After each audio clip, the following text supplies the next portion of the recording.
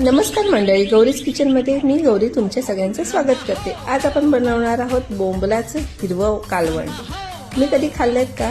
अशा प्रकारे नक्की करून बघा, भातासोबत छान लागतं।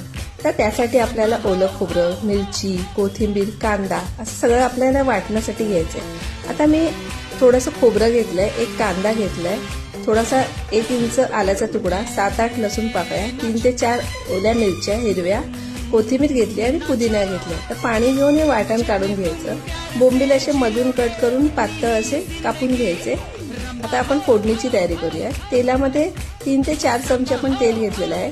त्यात 4-5 लसूण पाकळ्या, 7-8 कढीपत्त्याची पानं आपण टाकणार आहोत आणि आपण जे वाटण केलेलं आहे ते आपण त्यात घालणार आहोत आणि चांगलं मिक्स करून घ्यायचं। आणि त्याच्यामध्ये आपल्याला थोडं लागेल त्याप्रमाणे पाणी घालायचं। एक 2 मिनिटांनी पाणी घालायचं आणि कोकम घालायची। कोकम घातल्यावर मस्त असं छान चव येते त्याला। मीठ घालायचं चवीपुरती आणि एक उकळ झाल्यानंतर त्यात थोडंसं हळद घालायची आणि एक उकळ काढून घ्यायची। तर एक उकळ काढून झाल्यावर आपण त्याच्यामध्ये बोंबील सोडणार आहोत।